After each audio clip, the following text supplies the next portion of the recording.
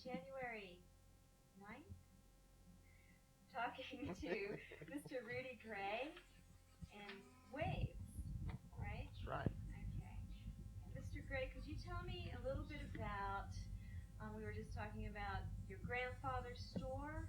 Was that in Waves? Yeah, that was in Ways, sure was. Okay. And what was that store called? It was called A.H. Gray General Merchandise. A.H. Gray. Was he Asa? He was Asa, yeah, Asa. that's right. Okay. But he never went as Asa on the store. It was always A.H. Gray, and it was like a general merchandise store. Oh, okay. And so it was clothing as well as food? He had a little bit of everything in that store in the olden days. Anything from chicken feed, right, right on up to kerosene and just kind of anything that you would need, he would get for the people here on up in the villages here. Oh, do you remember it? Oh, sure, I remember it, yeah. And so where was it? You were just saying right where the... It's down, it's where the real kiteboard is at now, and it used to be out a rental business used to be there. We leased it out to a rental business. The building is owned by my brother and myself, and my brother, he is Asa. Okay. He is like the third generation of Asas. Oh, that's a beautiful name. Yeah. I love that name. And, Rudy is nice too. Yeah. Well, my name is come from my grandfather. My real name is Rudolph, but they call me Rudy for. Okay. Yeah. And so, what does your brother do now? My brother, he's a full-time commercial fisherman. Oh, is he? He's been commercial fishing now about full-time for about 25 years. Really? So you're a charter boat? Yeah, commercial. That's right. Yep. I've only been charter boating about 2 years, and I was full-time commercial for about 25 years before I started the charter boat business. Oh, okay, good. Well, so you're really the person to talk to. Well, I don't know about that now. Yeah, well, one of the things I'm interested in is how commercial fishing has changed over time. Could you tell me what some of the biggest changes have been, say, in the last 20 years of commercial fishing? My personal opinion is what's kind of hurt the commercial fishing industry more than anything else is like these freezers. Really? Yep. It hurt fishing? That's right. The freezers that the dealers have today. Because what happens, they buy those fish from the fishermen like on a consignment basis. Right. Okay, and the consignment is you don't know what you're going to get for your product until maybe about 5 or 6 days after you sell it. Mm-hmm. And the dealers, they'll take those fish and put them into the freezers, and they'll pay you like a low price for them. Right. And then when the glut or the big run of fish is over with, and the fish are not really in demand, then they'll haul those fish out of the freezers and sell them for top prices. Oh, so they can hold it and wait. They can hold them and wait. You got a perishable product, and you can't keep it up. Oh, I hadn't thought about that.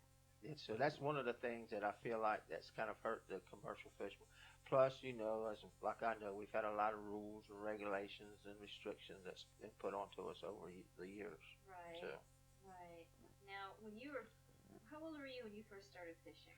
Well, I first started fishing with my dad, and I was probably about 5 or 6 years old when I first started fishing. Not on my own, but I was been going with him. Oh, and so your dad was a fisherman? My dad did part-time fishing, right. Was he also with the Coast Guard or something? No, my dad wasn't with the Coast Guard. Nope, my dad kind of worked with my grandfather around the store, the general store there. And then my father, I don't know exactly what year it was, but he started working for Pepsi-Cola, hauling Pepsi-Colas out of Elizabeth City down here on the island. Okay. Having to come down on the sand roads and cross the ferry and like that. Oh, way back then. Way back then, yeah way back. Did you ever go on a run with him? Oh, I sure did, all the time. Did you? What was that like? Well, I can remember when we would leave here like real early in the morning, around about 5 o'clock, something like that, on that order to go up to catch the ferries. Uh-huh. And the ferries there are Oregon Inlet. They would only run during the daylight hours. And underneath of the truck, I can remember it real good that my dad, he had this lumber, was like boards of like 2x6s or 2x8s or 2x12s, whatever he could find on the beach, and they would be shoved up underneath the truck. So he kept them there. He kept them there at all times. And we'd be going along, and the sand would get real soft like it does in the summertime. This was before we had the highway down here. Right. So he'd have to pull those boards out from underneath of that truck and start boarding his way. Take one board and go a little ways, another board like that there. And it wasn't real easy, like, getting down here like it is today with the highways. Things have really changed a lot. So he probably liked to bring you or your brother or somebody with him to help. Yeah, he would like to bring anyone to help, especially in the summertime when the sand got extremely real soft like it does in the summer. And it gets real dry. And so and then he'd take that ferry from this side across Oregon Inlet? Right. Mm-hmm. And what kind of ferry was that? At that time, it was a wooden ferry. Okay. And it was kind of an old rinky-dink ferry that they would come over onto the up at Oregon Inlet, and they would have a chain hoist like rig that would raise up the front of the ferry, and then they would drop what we call the ramp down. Right. And that was made out of wood as well as a ferry, and then you drive your truck up on the ferry real slow. It's an old rinky-dink thing. And how many vehicles would it hold at a time? It seemed like to me maybe about 2 of the larger trucks and about 5 or 6 cars is what it kind of seemed like to me. Not too bad. So that's not too bad. Not as tiny as I imagined. Uh-huh. But that's a treacherous inlet. Yes, it is real treacherous. Was it treacherous back then too? Yes, it was real treacherous back then. It's done a lot of changing, and the inlet itself has moved way to the southern. It's like all inlets do; they have a tendency to move to the side. Right. But in those days, the inlet was a lot wider than the inlet is now. Oh, a lot wider. Really? And was that Toby Tillett? That's right. That was Toby. Yeah. Yeah. How about that? Yeah. And he had a guy by the name of Pam. I can't remember. Pam Gallup used to run that ferry also. Pam Gallup. Gallup, right. Is Gallup a Wanchi's name? Right. Mm-hmm. That's where they were from. About one of the old fellows that would come to Old Christmas from Wanchi's that would play the drums. Right. Uh-huh. He was somebody Gallup. I thought they said. I should know his name, but I don't know his name. But I remember him coming out. Yeah. Wow. And he could really beat that old drum too. Is that right? Yeah. He could really beat it. Yeah. Well, I'll get back to that in a second, but when you went on your dad for his Pepsi run, would he stop? Where would he stop to drop the Pepsis off? Well, he wouldn't stop. He would go to Lispa City. That's where he would pick up the Pepsis at. So, and the highway never started to what we call Whalebone. Whalebone Junction up there. That's where the highway would start. And there was no what they call now. They call the big road and the old road. So there was no big road there. You had to go up what we call the old road. And that's the road over close to the ocean. It was just like a 2-lane highway. From Manio into from all the way from Whalebone to Lispa City, right? There was no bypass, what they called a bypass, or the big road there. But it was paved. It was paved, right, from Whalebone. And it was like an all-day affair from the time you left here until you went across the ferry and go to Lispa City and then come back. Right. Now my dad, he did. If he would get down there in times, he would stop and drop some Pepsis off there to the fishing center there at Oregon Inlet. Oh, okay. That little fishing center there at Oregon Inlet. It's not like it is there today. It's just a small fishing center there. Oh. So his goal was to just bring the Pepsis back to your grandfather's store? No, my father, he distributed Pepsis all on the whole island. And he had Oregon Inlet Fishing Center in all of Hatteras Island. Really? Mm-hmm. Did you ever go all the way down with him? I sure did. At one time, I felt like I just about knew everybody on Hatteras Island, except the people that was here in the service in the Navy or the Coast Guard, and that was because going to school here down at Buxton, right? Plus going on my dad's truck with him to deliver the Pepsis. Okay, so in your time, the schools had consolidated. I went up to the 6th grade up at the school at Rhode Anthony, and started in the 7th grade down at Buxton. Oh, that was a good time for a switch. Anyway, yeah, it was a good time for a switch. Yeah. So, in delivering to the little stores, what would it be like to stop at those little stores? Was everybody kind of hanging out? Yeah, talking? It was kind of like all in the olden days here. Back when I was a kid, it was like the grocery stores around here. That's where all the older men or the men would hang out in the afternoons. Okay. That was kind of like gathering places, you should say. Oh, yeah. And like my grandfather's store, sometimes they would be 10 or 12, 14 men there in the afternoon sitting around talking, some of them playing dominoes and checkers and stuff like that. Right. People seem like they had more time to visit and socialize a little bit more than they do in today's world. Right. Everybody's got the hustle and bustle with them today. Yeah, that's funny. Yeah. Everybody's so busy now with all the modern conveniences. Nobody has any time. And there was back then there was no we had no televisions. I can remember at the old home place where I was grew up at that we had one of the few radios that was around. And then at night when they would have the fights on, the men would gather around the radio. Like boxing? The boxing matches. They would gather around the radio and listen on that old radio at the boxing matches. At your store? No, it would. The radio was over to my great grandparents' house, over behind the store. Okay. And that's where they would kind of gather at to listen to those Yeah. boxing matches at night, or they would call them the fights at night. The fights at night. Yeah, fights at night. Yeah. Where was your home place exactly? It's right behind the store, right behind the Real Kite World. Is my. Oh. It's right behind that. That's where my old home place is at. Is it still standing? It's still standing, but it's got in pretty bad shape there. No one lives there anymore. Oh. My brother and myself, we use it kind of for storing our equipment into. Oh, right. Kind of shame to see the old house go down, but I know. All the old houses around Yeah. here. Yeah. It's passing on. yeah, well, you know how the old homes are. You know, they don't have any insulation, and the old homes are built kind of down low to the ground, and they've seen a lot of water coming from the sun come up in the houses and stuff like that, and it kind of takes its toll on those buildings. Yeah.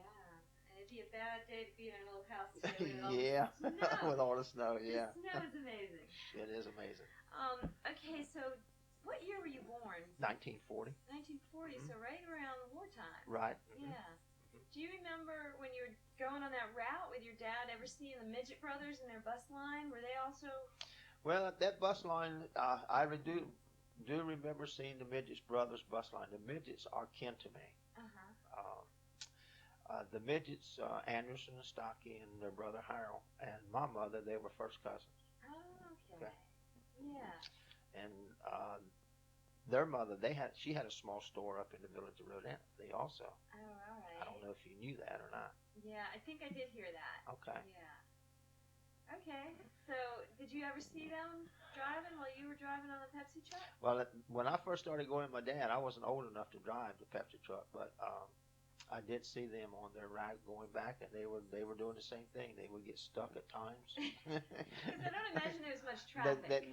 Traffic was pretty not Just a lot. you and them. And maybe. once in a while, you would see a car, something like that, but not real often.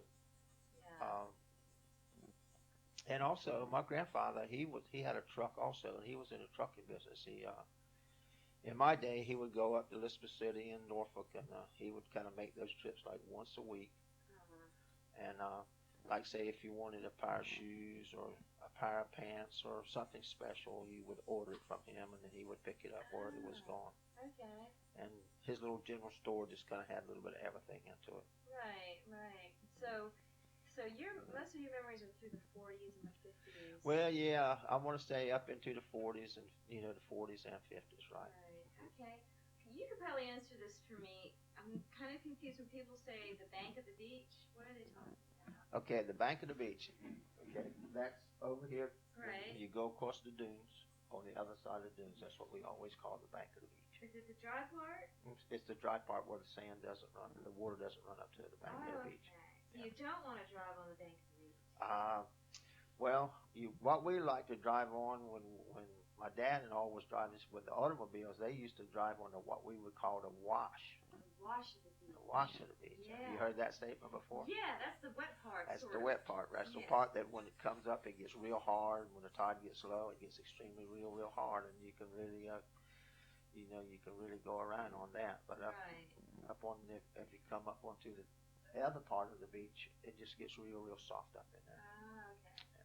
Now the big trucks, they would hardly ever go over onto the beach because we had an inside road that would go up through here, through the villages and on up to what was the refuge now and on up to that. They would never ever go over onto the ocean side. Because it was too risky? It was too risky, right? You might get over there, and tide come up. And just really get yourself in a mess. Yeah. So, but the inside road must have been soft. That's right. Yeah, a lot of places was real soft. Yeah, and it just took so long to go back and forth. And I kind of tell you a little story about being up there with my grandfather and grandmother. And this year was probably somewhere in like 48 or 49. And back in them days, for some reason, my grandfather, he did not have a heater in his truck. Right. So we went up there one winter morning with my grandmother and my grandfather. Got up there to the ferry, and the ferry was real late coming. It was probably about an hour or an hour and a half behind, and it was one of them days about like today, except it seemed like it was a lot colder. Was it snowing? It wasn't snowing. It wasn't snowing, but it was a lot colder than today. Right. And being a young boy, I kept telling my grandmother that I said, "Grandma, I'm about to freeze." And what we would have quilts that we put over our legs and stuff like that, that we would to stay warm with.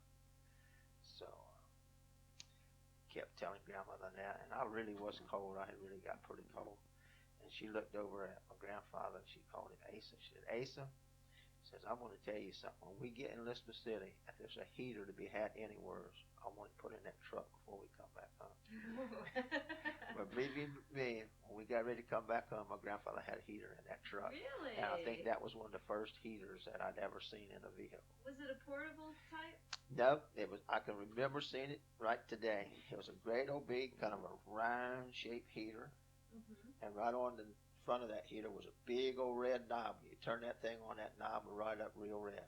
Oh, and then the whole truck and then the whole truck would get nice and warm. Yep, it was like I guess when my grandfather bought that truck, I'm sure they must have had heaters in vehicles back in those days. I guess he was trying to pinch a penny, you know.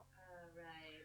But oh my gosh. But he did have that heater put in that truck. Yeah, how funny. And I tell you what, it was really nice to have that heater on that truck. Right. And while we're kind of on that subject, also back in that same time, like this particular truck was like a covered wagon truck. It had a big old cover over top of it. Right. Where it would haul. It was like a stake body truck. So on Saturdays, my grandfather, he would take that cover off of that truck, and he would but a lot of the people in the neighborhood, they didn't have vehicles. So they would come to my grandfather's store, and he'd back that truck back up to the porch, and people would go and get in the back of that truck on Sunday mornings, and that's how a lot of the folks would go to church and Sunday school. Oh, they would ride the Pepsi truck? Yeah, well, this here wasn't the Pepsi truck. This was my grandfather's truck that he hauled his supplies in Merchandise? with. Right. Mm-hmm. Oh. And then when you get up to the church, you had a step ladder, and everybody had to come down the step ladder to get out of the truck. Oh, gosh. Because the truck was like a 1.5 ton truck, setting up, maybe about 4.5 feet high. And what churches would he go to? We would just go to the Methodist church up here to between Rudy and Waves. Oh, that's nice. Yeah. Truckload of people. Truckload of people, yeah. Yeah. Mm-hmm. Oh, that's great. So when you were doing all this traveling, did you notice any differences between the villages that were distinct, say, differences in the personality of the villages or the people, or the way people talked, or not? No, I didn't really notice much difference in that. It just seems like that the people from Rodanthe and Ways were are closer together than the people at Salvo. Right. The people at Salvo seemed like they were kind of more or less off to the side from what the people up here. They kind of hung off to themselves. But back when I grew up, the villages, they hadn't merged, everything merged together.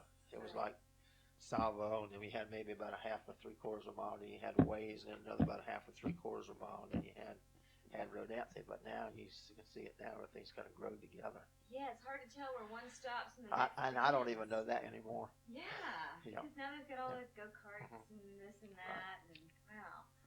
Well, up there where you see the little creeks that run up underneath of the highway, you've probably seen that where you see it now. When in my day, they had little bridges that went across those creeks there before we had the highways there, just little bridges that went across those. Right. Do you know of any nicknames for people from different villages? Like, for instance, somebody said that people in Buxton were called Billy Goaters. Goaters. What is that? Why do they?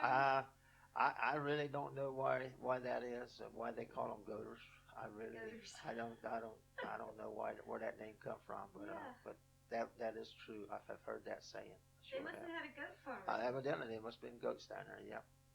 And then the people from Avon, they were always known as Kinniketers. Oh yeah, the Kinniketers. Yep. And then they kind of called us the Chickamaucommacos up on this end of the island up here. All three villages. You're right. Yeah. You heard that before? Chickamaucomico. Well, yeah. I know you've heard that, but have you ever heard that they had called the people up here? No, I never heard Chickamaucomico. Chickamacamacoers, they call us. Chickamacamacoers. Yeah. Wow. And then how about Frisco or Hatteras or anything? No, I haven't heard or can't remember anything about what they call the people down at Hatteras. Yeah. Okay. Have you heard of something on that? No, I haven't heard anything. No, I haven't either. No. Okay. Do you remember when people used to catch crabs with trot lines, or was that before your time? That was before my time. Oh, okay. So Crabbing never was a big thing around in this particular area right here. The best of my knowledge, Mr. Dowden Hooper and Abby Midget, they were the two people who first started doing a little bit of crabbing around here with the pies. But it was mainly fishing. Crabbing was a little bit on the slow side to catch on right in this area right here. Okay, and was it fishing in the Sound or the ocean or both? It was mainly the fishing in the Sound, and then it kind of ventured over to the ocean, with the dory fishing. That's what the guys around here would use for the ocean fishing, was the dories. Right. Like for striped bass? It would start out in the September, and they would fish for the spots, and then it would come into the speckled trout, fish for the speckled trout and the puppy drum. Right. And then in the wintertime for the stripers. Oh. Yeah. Right. Probably the best of my knowledge that I can recall, that I was probably one of the first ones in these villages around here that had what we call one of the drop net boats that fished in the ocean with, and that was like in 1979. I had that boat built. Okay. I fished it out of Organella and Hatteras. Is that the boats with the big spool in the That's back? right. It's got the big reel. Okay, so they're pretty popular now, aren't they? Yeah, today they are, right. They're really popular today. But back in the 80s, I mean, I can remember when they would have a lot, say as far as 100 to 125 of those boats. Wow. It would be the fleet that would come over from Englehart, Stumpy Point, and then the guys from Hatteras, and then the guys from over the Wanchese, when they would all kind of converge in Hatteras in the wintertime. And Hatteras Village. That's where most of the boats would come at in the wintertime. The fishing up in out of Organella, that's more or less just kind of took a hold in the last, say, maybe about 15 to 20 years, where the drop net boats just took a hold up there. Hatteras is where really the drop net boats started out at. Now, when you were commercial fishing, is that where you kept your boat in Hatteras? Yes, I did keep my boat. I had a JC boat made 1979 up in Camden, New Hampshire, and that's exactly what I had that boat for. Was made for to do the drop net. Okay. And I ran that boat down from Hampton, Virginia, down to Wanchese, and fished it just for a short period of time out of Wanchese. And the boats were small. The drop net fleet was small, and you kind of know that usually the prevailing wind up in the fall of year is these northwest and northeast winds, which it made it kind of rough up on the north side. And how many feet were these boats about? These boats here were anywhere from like 26 to 31, 35 feet boat back in those days. Okay. And then as the years went by, things started, everybody wanted to get a big boat, a faster boat. So today, they've got a fleet of boats in the 45 to 50 foot class. And mostly on glass boats. You were one of the first to do drop netting? I was one of the first ones to do drop netting in the Road Anthony Ways in South of this village here. Had a boat. And where'd you get the idea? Well, I used to go down to Hatteras, and I would see 2 or 3 of the local guys. They would have the wooden boats down there, and they would be out there fishing drop netting, and I would watch it when they come in the afternoons and stuff like that. And I was dory fishing with a dory on the beach. Right. And they were just catching so many more fish than I was. I said, well, it's time to do something a little different. Right. And at that time, Sea Grant had took what we call a gill net reel today, and this reel has a hydraulics onto it that runs off the motor that pulls the net in. And Sea Grant had one of those gill net reels, and it was jumping around from one of Captain Arnold Foster's boats that Big Bill was running to some other boat down. I don't remember exactly what other. So I happened to see that gill net reel, and I said, man, that's got to be the ticket. Right. Wow. So started inquiring around and looking into the National Fisherman, and I found out out in Washington State, they made those gill net reels. So when I went up to New Hampshire to have my boat built, we called out there and found out a little bit about the gill net reel, so I was able to buy one from out in Washington State and have it shipped up to New Hampshire and had it put on my boat up there. And that was different from what the Hatteras guys were The, using? the, the Hatteras guys at that time, everybody was pulling back by hand. There was only one gillnet reel down there, and that's the one that C. Grant had. C. Grant had bought one of these reels from somebody, and they had it in Hattersville. All right. Wow. So then you really started a trend. Right. We all have them, right? Exactly right. When my boat come into Wanchese, it was like a gathering in the afternoons when I come in for fishing. People coming in to take a look at the gillnet reel plus the stern roller that I had custom made for that boat. Oh.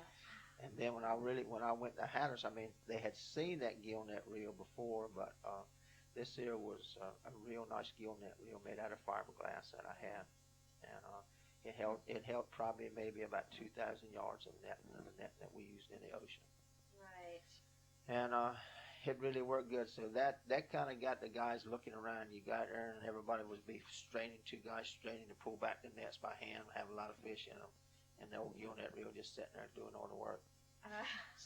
So then everybody started thinking, hey, maybe I can build some of these gillnet reels. So some of the local guys, like Jeff Oden and a couple of the other guys, they started building those gillnet reels, making them out of wood. And they'd have a chain that you'd have to take off and on, and it was just to make a makeshift rig. Yeah. But today, this drop net fleet that we have here in Dyer County, or they also come from over to the mainland. We have a good, nice drop net fleet here. Yeah. I should say a modern drop net fleet. A modern drop net fleet. Yeah. Do you mind if I plug this in? No, go ahead. I think my batteries are going. Okay, great. We're back in business. Okay. So is that the primary method that you use, is drop net fishing once you got that going? No, I kind of would do the crabbing in the spring and in the summertime, and the drop net stuff was like we would start drop net usually in October, November, December, January, right. And sometimes you just switch out gears. And, just kind of switch out, That's how they do in Carteret County too. I guess that's just a good fisherman survival method to be able to switch out different stuff. So, go ahead. I used to be a pretty big crabber too back, say, like 15, 18 years ago. And what happened to crabbing? Our crabbing seemed like for our jimmy crabs, like they just kind of dropped off a little bit. Things started tapering off a little bit on the jimmy crab market. Right. I would always crab for the jimmy crabs. I mean, we catch she crabs too, but the jimmy crabs is something that you usually get a pretty decent price on the jimmy crab. Oh, yeah. Those are the real meaty male crab. crabs. That's right. Mm-hmm. How about soft crabs? Does anybody do any shedding around here? Yeah, they do an awful lot of shedding over to Wanchese and up around Colleton. There's not many shedders in our area down here. I wonder why, because that's pretty profitable. It is a good profitable. My brother-in-law is in it over in Wanchese, but for some reason you just don't see anybody shedding. You don't catch the peter crabs here. You have to kind of get up there somewhere where that water gets between that saltish and a brackish water. And we just always kind of feel like that the water's a little bit too salty here for us. Right, you're just a little bit too far out for it to work. Right, for it to work. Not saying that we don't catch the peters here. We do catch them, but you can't take peter pots and catch a lot of them like you need to do. When you were a boy, do you ever remember seeing those little cotton nets that they used to use? I sure do. My grandmother, she used to tie those. Oh, really? My great-grandmother, not my grandmother, yeah. Your great-grandmother? My great-grandmother. When you say tie it, would she tie it to corks, or would she like actually knit the whole entire webbing of the net? Or? She would have a skein, a twine, and it would be a skein, kind of around like this here, and it was like a type of a holder that my great-grandfather made up. Right. Where the twine would set onto it and would have little pins setting up, if you're getting what I'm talking like. Oh, yeah. And it would go around it, and it would come on those pins, and she'd have to set there, and she'd fill her needle. Oh, and the twine would be like woven around this? I see a picture of that. No, it wouldn't be woven back and forth across it like this here. The one that hers twine coming just in a round, big old round circle like this here. As if there were two hands holding it. Right, and it would be like she had like about 4 or 5 pins that would hold it. And when she would pull it, she'd have to turn around and pull it off like that. Really? And then she had these needles that she would fill up, and they were kind of made out of little bamboo. Oh. And then she would have what we would call the gauge, and my grandfather would make the gauges for her, and that would determine the size of the mash that the net would be. Right. Uh, and then she would sit there and tie the net, what we would call tie. And then she would say that, well, I'm going to tie 10 yards before I go to bed at night, or 5 yards, or something like that. And then it would be another thing, well, before dinner today, I'll tie 5 more yards and stuff like that. And so she actually would go like a whole row, then another row, then another row, all the way down till she was like basically weaving the net. But the whole net, she was making the whole net. She wasn't tying together already done. She wasn't tying together already done. Yeah. That's amazing, isn't it? In fact, I have some of the net needles, and I don't have any of the gauges, but I do have some of the net needles that my grandfather made. And where would he get bamboo? You said it was some kind of bamboo material? I don't know where he would. I don't know where he would get that little bamboo at, but he would get that little bamboo. Yeah. And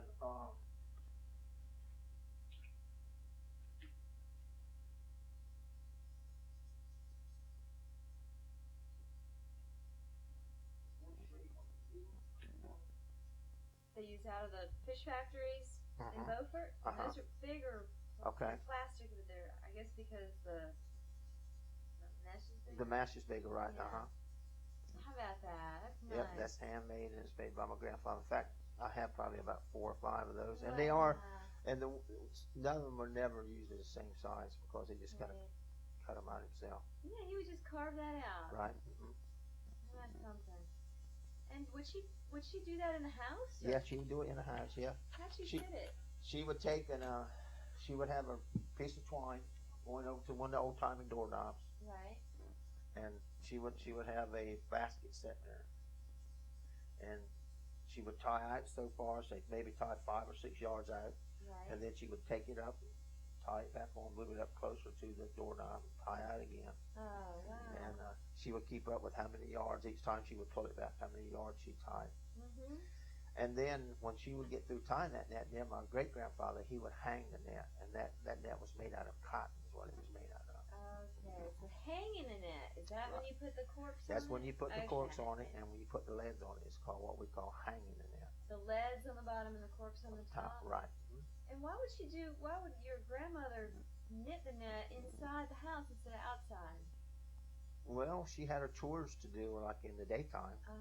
And this is nighttime activity. Not much going on. Worked so hard back then. Yeah, that's true. Not much going on, and no television to watch, and not much activity going on. So, but she could really tie a net. My grandmother, that's what we call tying. She was really fast at tying a net. Did any of the men tie nets too? Oh yeah, there was some men tying nets around here.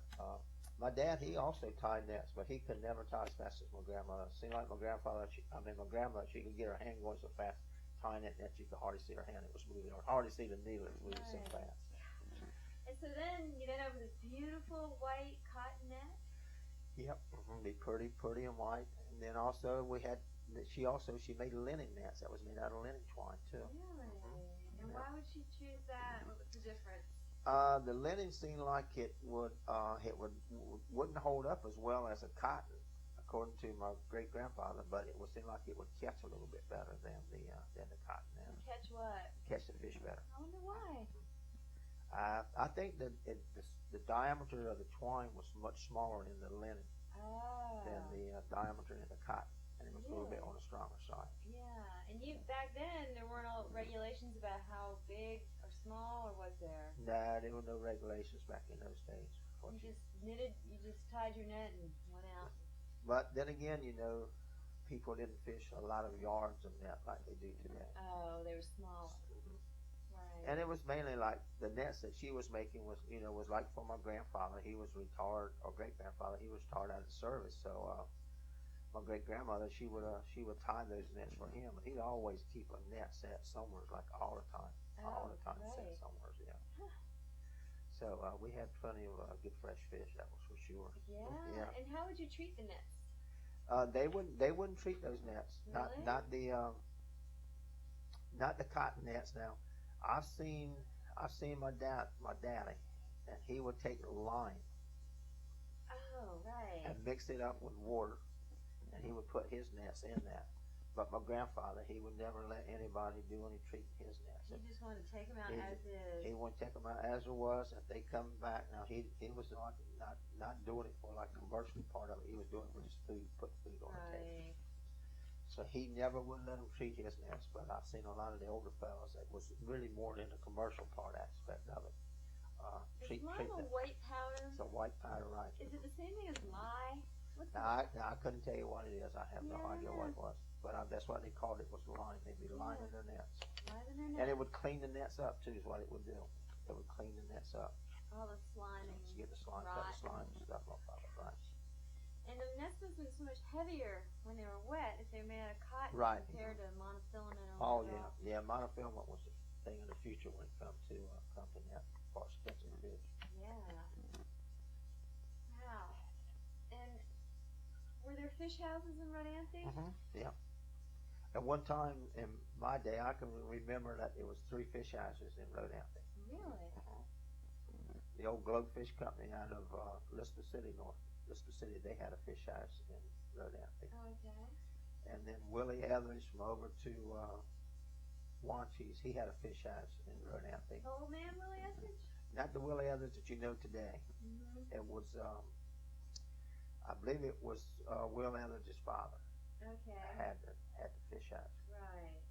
There's 2 Wills. Is he still alive? No, he's not still alive. Do you know Willie Etheridge III or? Yeah, I know the big fella that's kind of young. Yeah, okay. That's, and then his old man's father. Right, okay.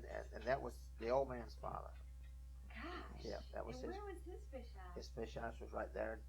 Well, they call it Murner Peters Road. You get down to Murner Peters Road, and up here the road after right to by the Coast Guard station. Oh. And that was the north. It's not there. It's a fish house there now, but not the one that he built. It's not there anymore. But that was the fish house right He there. was pretty forward thinking, wasn't he, to decide to put a fish house across the sound in Rodanthe? Yeah. Mm-hmm. Now I don't know how he come to put that fish house in Rodanthe, but I do remember because my father, he used to haul the fish out of Rodanthe in later years after. He still had his Pepsi Cola business, but he hauled the fish out of Rodanthe for the Globefish Company. Oh, okay. And I can remember being down there, like there's a guy by the name of Ed Lyman. He had the 3rd fish house, which the fish house belonged to Herbert Midget.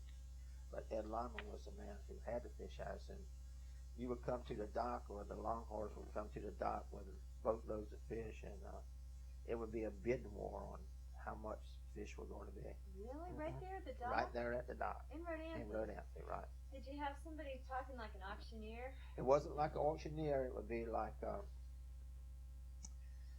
Race Midget. He ran the Globefish Company for a long time, and then Woodrow Ambers ran it, Jethro Midget, and whoever would be there to the fish house, you would come in to see. You had a boatload of spots come in there, and they would say 5 cents. This person would be 5 cents a pound. Next time they might go 5.5 cents, and the next person might go 6 cents. And they would holler that? And they would holler it out. The boat was kind of still standing out in the middle of the creek, and they were bidding on it. How about that? And then it seemed like Will's house over there, he pretty much knew what he could pay. But whoever was running the house for the Globefish Company, they would have to call up Lister City on the old crank telephone to find out what the Daniels brothers, they wanted you to pay for them. Right. You couldn't make that. Whoever was running the house for them, they couldn't make that decision. They had to let Mr. Daniels make that decision. Right. So then whoever was the highest bidder. Whoever was the highest bidder, that's where that boat would go there and unload and go on about the business. Boy, that's different from today. A lot different from today, yeah. That must have been exciting. Oh, it must was. have been a show for the people to go around and listen. There weren't many people, that seen stuff like that because there was just, not a lot of folks around here. Everybody else was kind of, busy doing other things, taking care of their stuff and stuff like that. Right. But the Longhorns, they're the ones who, back in those days, would catch the volume of fish. It'd be nothing for them to come in here with boatloads of fish. And sometimes Wancheesers would come across and sell theirs. Right. Yep. And these guys from even up in Currituck, they would come down here to Longhorn too. A guy by the name of Cecil Sears, he used to fish down here an awful lot. Hughes Tillett from Wanchese, he would fish down here. Macon Meekins, he'd fish down here a lot. Right. There was no local fella in my time that ever had a long net here up until my brother and I.D. Midget Jr. They got a long already. Okay. That was the first two people in our village that ever had a long net rig. I.D. Midget Jr. Is he the fellow that is still alive? Is he still alive? Mm-hmm. Is he the son or the father? There's two IDs? There's two IDs, Okay, so which one was the first to do that? The older man or the younger man? Younger man. Oh, okay. I gotta get some water, okay? Yeah, sure, no problem. I had to do the same thing. Hey, what was it that made you decide to get out of commercial fishing and switch on over to charter boat fishing? We had just had so many restrictions and regulations put onto us that it just seemed like everything was down the hill. There was no uphill in it anymore. It was kind of down the hill. But your brothers decided to stay. Yep, my brother decided to stay into it. I've been trying to talk him out of it to switch over to do the charter boat fishing, but he's kind of hard head.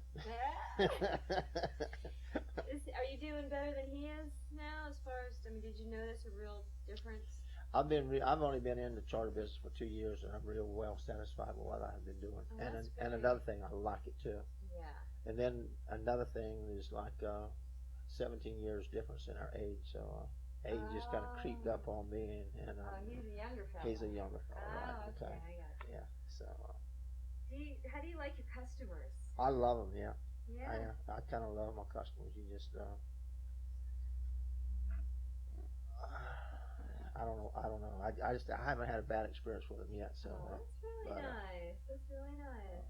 All of my customers has been really nice to me so far, and the name of the game is you got to produce for them. That's for sure. Right. Well, have you found that the regulations make it difficult for charter boat because they can't catch but so many stripers or so many red drum and all that? I feel like that it's kind of hurt on some aspects of it, and one of the ones is the red drum fishing. It seems like you talk to people, and we have a lot of the big red drum around here. And last year was probably one of the better years that we've had in a good while. But you just can't get the charters to go out there to fish for them because you can't keep a fish. A lot of people would like to keep one fish. One of the big ones. Just one of the big fish is all. And you just can't keep one. It's got to be, and it's something, 27 inches is the biggest one that you can keep. And, you keep one a day of those per person. But I feel like something needs to be done where you can keep at least one fish or something like that, one per boat or something. Because a lot of the guys tell me down in Ocracoke that they're starting to lose their clientele of people that used to fish for the drum, and that's the reason because they can't keep them. They can only keep the puppy drum. Yeah, 18 to 27 inches. But those taste better, don't they? I don't know. Them old big ones are mighty good. Are they? Yeah. Are they that famous old dish? That famous drum stew, I tell you. Drum stew. Yep, yeah. that's really That good. won't work for a smaller fish. No, it just doesn't have the flavor. You got to get those big fish to make that drum stew. A lot of people call it muddle, but we've always called it drum stew. They call it what? A lot of people call it a muddle.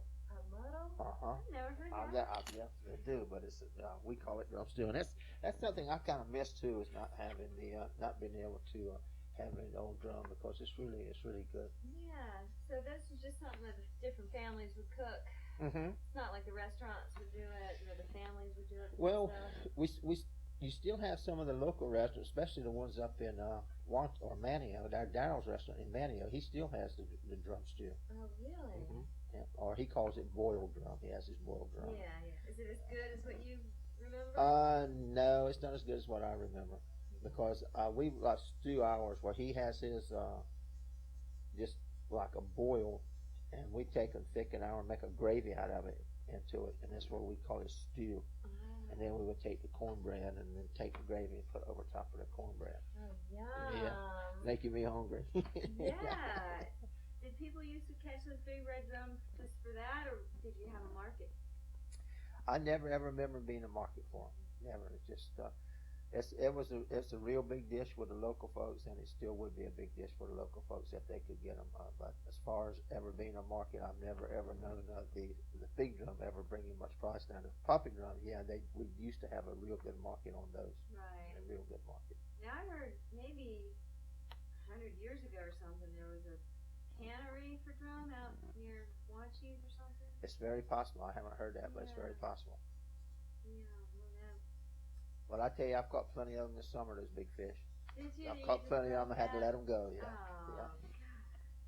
yeah, I saw all the striper guys pulling in fish last week. When Last I was week? here. Okay. Yeah. Yeah, there was plenty of stripers here last week. That's for sure. Were. Yeah. They were cute. And plenty of boats too. Yeah. I bet you had a lot of charters. Oh yeah, charter business was real good for us. When you got into the charter boat business, were people upset that you were competing with them, or were they glad to have you join the brotherhood? Well, I started out fishing at Hatteras Harbor Marina. That's where I worked out of, and everybody accepted me real well down there. But then again, I fished out of there since 1979. I started doing the drop net down at Hatteras Harbor, so and that's where I used to keep my boat when I was doing it, was in Hatteras Harbor. Right. But I feel like I've been real well accepted down in that area down there. I mean, is that where you keep your charter boat? that's where I keep my boat at. Is in well, right now I have it up at Oregon Lake Fishing Center, but I just leased me a space up right at Oregon Inlet to do the striper stuff with. Okay. But Hatteras Harbor, yeah, that's where I call home to my boat. Is Hatteras. Were you able to get out there okay after the storm? The boat that I have is a small boat. It's a trailerable boat, so I was able to put my boats on the trailer and just took them in. My big boat, which I call my big boat, it's not a real big boat, but it's the one that I work in the ocean with, the 2550 Maycraft, and I took that back over to Columbia and left it during the storm over there with a friend of mine over there. Yeah. And then my little Carolina skiff, which I love so dearly. I just keep that here to the house here during the storms because you never know what you might need it for. Right. Well, which charters do you like better, the Sound or the Ocean? I kind of like the Sound charters a lot better, myself personally. And the thing I love to see children catch fish. And that's nice. that can really get my heart a thumping when I take a kid out there and he's never fished before and get him in some good fishing. And he's so excited. And he said, well, grown-ups get as excited as the kids, but the kids, you know, they're dear to my heart. Oh, that's nice. Yeah. That's nice. Did somebody say you rescued somebody once from drowning? Yeah, I sure did. What was that story? Can you tell me that story? I can let you go right around there and read it out of the newspaper. Oh, I'd rather hear you tell it. What happened? I was up at manager of the Hatteras Fishing Pier from like 1961 up until about 82, and we would usually open the pier up usually around about Easter and close it up about Thanksgiving. Where was this pier? It was at Rodanthe. We called it the Hatteras Fishing Pier at that time. It was the pier that's there now, right? And me and my wife, I guess we were kind of lucky. We did have stock in that corporation there at the time. And I was there working on the pier one day, and not only one day, but several different times and during the summertime. I was kind of young and full of it back in them days. I didn't fear anything, I don't guess. You know? Right. No, and I heard this hollering that someone was on the beach drowning, so I just kind of ran out the pier door, and when I ran out the pier door, I could see this man out there, and he was just not any distance from the pier. He got in what we call one of the outlets there. They took him out. He was just, really about to give out. So, just dear old me, I just jumped off the pier, dove off the pier into the ocean, which we used to do it all the time. What's an outlet? It's a big old outlet where the water's coming from two different ways, like this here, and it just kind of pulls the water out like this here. Sucks them right on out, right. Huh. So I dove over, swam down there to him, and got up there to him, and rescued him and pulled him in. And not only did I do it one time, I have done that like several different times. And not only diving off the pier, but sometimes you'd have to, I'd have to jump off the pier and run down the beach down there and get them. And that's had a real nice article wrote up in the paper a couple times about me doing that. And you're not even a formal lifeguard, right? Not even a formal lifeguard. That's great. But being born and reared around the water, and I really used to love to swim a lot. I used to do a lot of swimming. Right. Are there any other local terms for like outlet or? Let's see, what do they call those things? We call them, all the commercial guys, they call them outlets. And there's a term. What have you heard it called? I don't know. A Riptide. Yeah, riptide. Yeah. But see, I don't call it a riptide. I call it an outlet. Okay. Yeah, it's really where water's coming from two different ways, and there's this big hole in the bar like this here. Right. There's a point here and a point here, and the water's running both ways, and you're in here, and that water just sucks it right on. Yeah. Okay. So, and that's another real good place to catch fish too, in those outlets. Really? Yeah. Gosh. Yeah. Have you ever heard of the term flaw of wind? Yes, I sure have. I had never heard of that until the other day. Who told you that? An ochre coker. Ochre coker. Yep. Yeah. The wind's blowing in flaws. And flaws, and that's just a gust. Yep. So, and the old timing saying around here is, in our neighborhood, when that wind starts, when it's blowing in those flaws, it'll blow hard and then diminish a little bit, and then it'll blow hard. It's a diminishing wind. They always call it that. When those flaws are blowing hard and then diminishing. Oh, okay. Yep. Yes. I've never heard that. Never heard that before. No. Yeah.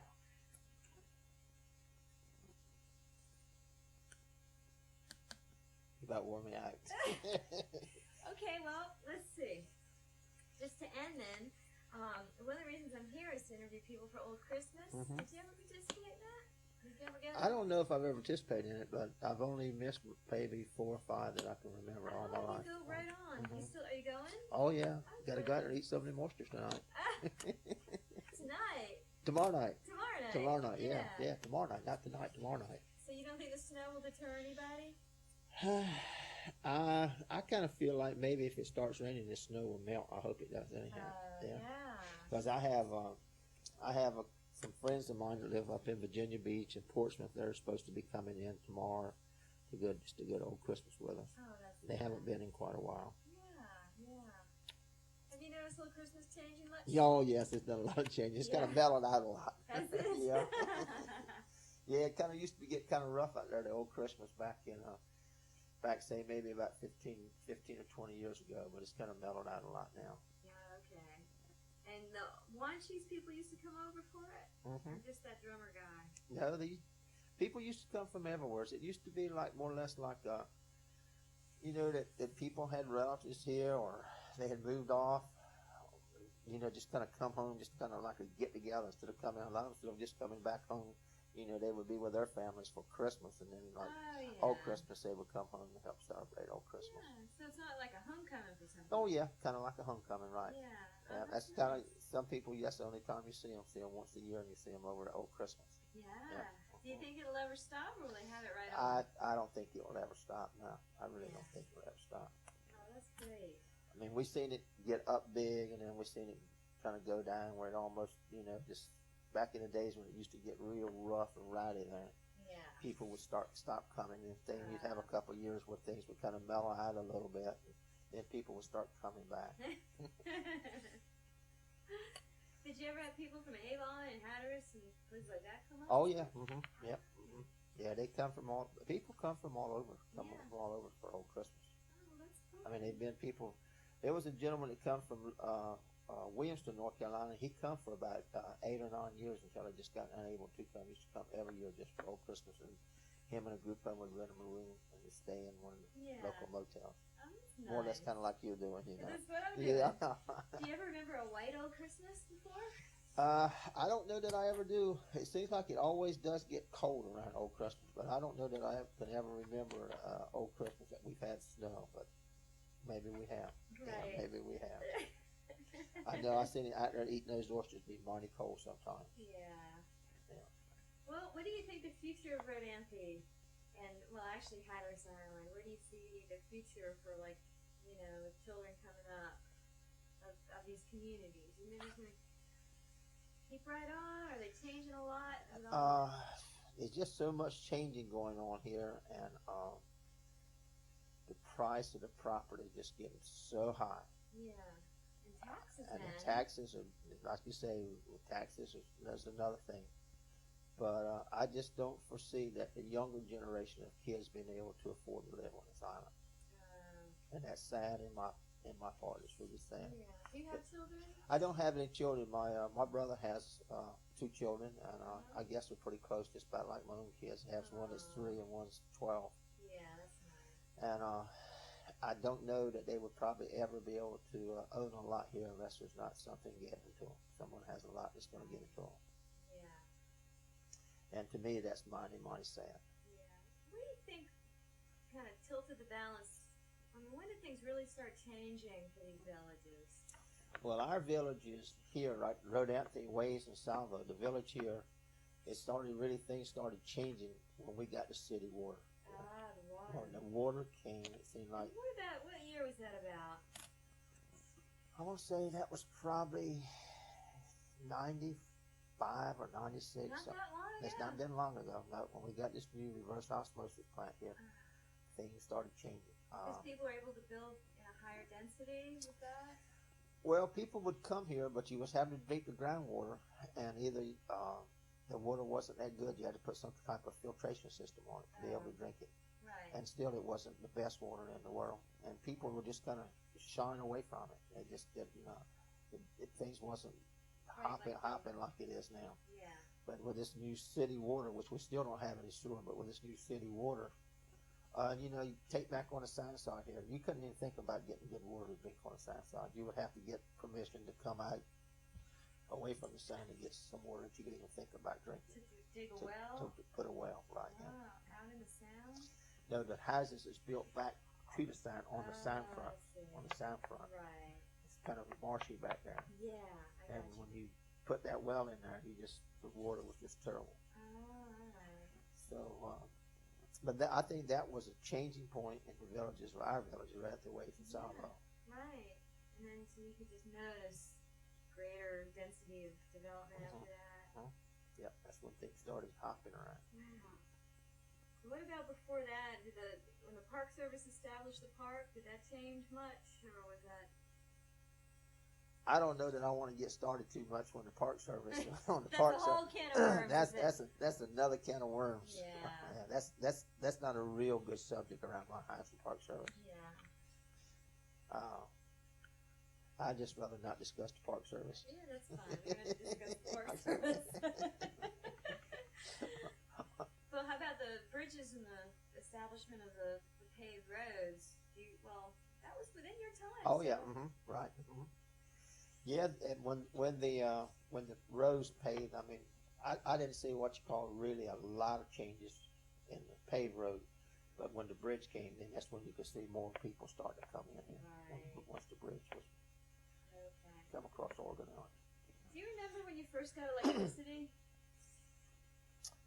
Yeah, I sure can remember it. I can't remember what year it was, but I want to say it was somewhere probably in the 40s, late 40s. And so you were a boy. Mm-hmm. It must have been very exciting to suddenly have power in the house. It was. But my grandfather, he had down at his store, he had lights in his store because he had a Delco, right? Oh, is that a generator? It was something like a generator, except they called them Delcos. Now I don't know what the difference is, but he'd have all these batteries that were after this Delco would charge up. It Okay. would charge all this great, humongous banks of batteries that was sitting all around down there. Really? And then that's what would run the lights and some of the other stuff in the store. And did he have a freezer or refrigerator or anything? I don't remember about a freezer, but I do know he had a refrigerator in there. He had a refrigerator in there, but not a freezer. Wow. Yeah, it would make sense that the stores would be the first places for electricity. Well, it seems like to me that the Coast Guard up here to Chickmacommon, they had also the Coast Guard station. They had I don't know what the difference is between a generator and a Delco, because we always call them Delco, but they had the lights in the Coast Guard station too up there. Okay. And then there was Levine Midget, his house up in Rodanthe. He also had a Delco, but it wasn't many Delcos around in these villages. You're losing your voice. I'm losing my voice, yeah. And then the fish houses are probably the first ones with ice. The ice was brought in on the trucks, or usually first they were brought in on boats. Okay. They'd bring them in on boats with big old 300, 350 pound blocks of ice. Wow. And then they would started bringing them in on trucks after that when they got the bridge. And even on the ferries, we'd bring them in on the trucks also. Right. It's just amazing how hard everything Yeah, used to be back then. everything was really hard back then. And yet people had more time to visit. Yeah, I don't know why. I just Yeah. who knows? I know, now everything's easy and nobody has time. Yeah. Everybody's trying to make more money in there, right? I guess so. I guess so. Yeah. Everybody, their standards are a little bit higher, I think, now than what they used to be. Everybody kind of demands a little bit more. Right. Okay, well, did you want to add anything for... No, I don't know of anything I can add to it. I really don't. Okay. I hope I've helped you out on this interview some. Yeah, you have. This has been real interesting. Real interesting. Dates and stuff like that. I'm not really up on dates and stuff like that. When Yeah. things happen and stuff like that. Oh, yeah. That's okay. Well, let me stop it so you can still have your voice.